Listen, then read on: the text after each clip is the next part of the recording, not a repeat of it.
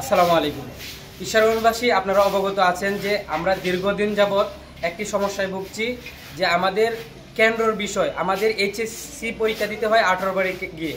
18 বাড়ি যাওয়া আসার সময় আমাদের অনেক ভোগান্তির সৃষ্টি হয়, আমাদের অনেক বাড়তি ভাড়াও লাগে।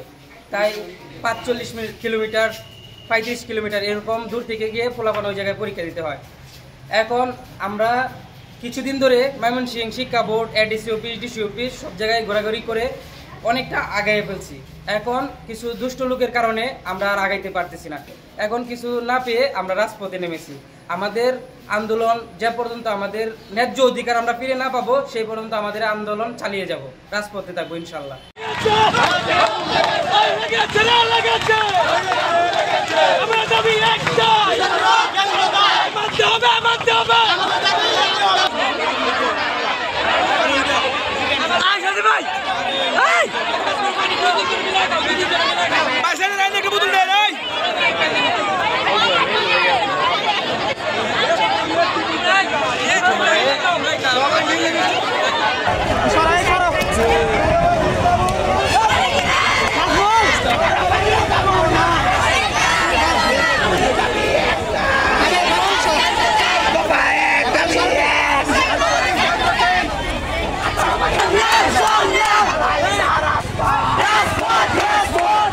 রাহিম, আমাদের ঈশ্বরগঞ্জ সরকারি কলেজটি ঈশ্বরগঞ্জের প্রাণকেন্দ্রে অবস্থিত, কিন্তু দুঃখের বিষয় আমাদের ইন্টারমিডিয়েট পরীক্ষার্থীদের এখান থেকে প্রায় 20-25 কিলোমিটার দূরে গিয়ে উচ্চ মাধ্যমিক বোর্ড পরীক্ষায় অংশগ্রহণ করতে হয়।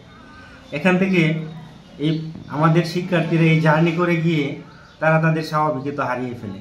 বিশেষ করে মেয়ে শিক্ষার্থীরা এই 20-25 কিলোমিটার রাস্তা জার্নি করে গিয়ে তারা অনেকেই বমি করে, অনেকেই শারীরিকভাবে অসুস্থ হয়ে পড়ে, মানসিকভাবে ভেঙে পড়ে। ফলে তারা যেরকম পরীক্ষা দেওয়ার কথা, যেরকম রেজাল্ট করার কথা সেটা তারা করতে পারে না। এই জন্যে গত 15 বছর ধরে ঈশ্বরগঞ্জবাসী, আমাদের অভিভাবকগণ, শিক্ষকগণ, প্রতিষ্ঠান প্রধানগণ সবাই চেষ্টা করতেছে। বোর্ড চেয়ারম্যান মহোদয়ের কাছে আবেদন জানিয়েছি আমরা বারবার, বিভিন্ন ইউনো সাহেব বা ডিসি স্যারের কাছে আমরা আবেদন জানিয়েছি। ইতিমধ্যে তারা পরপর 2 বার ইন্সপেকশনও করেছে। আমাদের পার্শ্ববর্তী উপজেলা কেন্দ্রিক পৌর সদরে আরেকটি স্কুল অ্যান্ড কলেজ আছে, Ishwarganj girls school and college. এই কলেজটিতে একটি কেন্দ্র স্থাপনের জন্য আমরা জোর দাবি জানিয়ে আসছিলাম, এবং গত 5 আগস্টের পর থেকে ছাত্র জনতা, ছাত্র সমন্বয়কারী, আমাদের শিক্ষার্থীগণ, প্রতিষ্ঠান প্রধানগণ আমরা বিভিন্ন সময়ে আমরা বোর্ড অফিসে গিয়েছি, যোগাযোগ করেছি, করার পরে তারা আমাদেরকে আশ্বস্ত করেছে। কিন্তু এখন পরীক্ষা অতি আসন্ন, কিন্তু এই মুহূর্তে আমরা জানতে পারলাম যে পরীক্ষা কেন্দ্রটা এখন হচ্ছে না, আমাদের গার্লস কলেজ কেন্দ্রে হচ্ছে না। এখানে যদি পরীক্ষা কেন্দ্রটা স্থাপন হয়, আমাদের শিক্ষার্থীদের, আমাদের অভিভাবকদের একটা স্বস্তির নিঃশ্বাস হবে।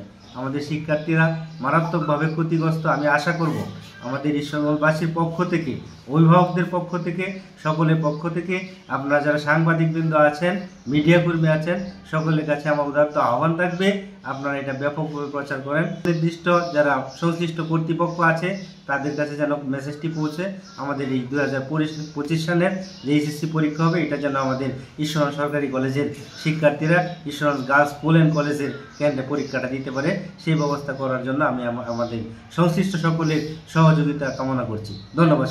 সরকারিকরণ হয়, কিন্তু এই কলেজে দীর্ঘদিনের দাবি ছিল যে ঈশ্বরগঞ্জ কলেজের উচ্চ মাধ্যমিক কেন্দ্রটি আমাদের 18 বাড়িতে, 18 বাড়ির ছাত্রছাত্রীরা আমাদের এখানে পরীক্ষা দেয়, আর আমাদের ছাত্রছাত্রীরা 18 বাড়ি কলেজে পরীক্ষা দেয়।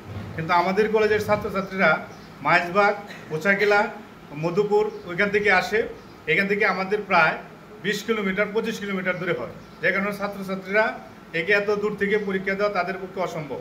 যে কারণে আমাদের কলেজ কর্তৃপক্ষ এবং এলাকাবাসীর সাধারণ মানুষের দাবি, অভিভাবকদের দাবি ছিল, প্রাণের দাবি ছিল যে 18 বাড়ির যে কেন্দ্রটি সেটা আমাদের ঈশ্বরগঞ্জ স্থাপন করা। এটার জন্য আমিও আমার কলেজের পক্ষ থেকে উদ্বোধন কর্তৃপক্ষের কাছে বিনীতভাবে অনুরোধ করছি এই বছর যেন অবশ্যই কেন্দ্রটি যেন ঈশ্বরগঞ্জ কোথাও যেন হয়। ধন্যবাদ।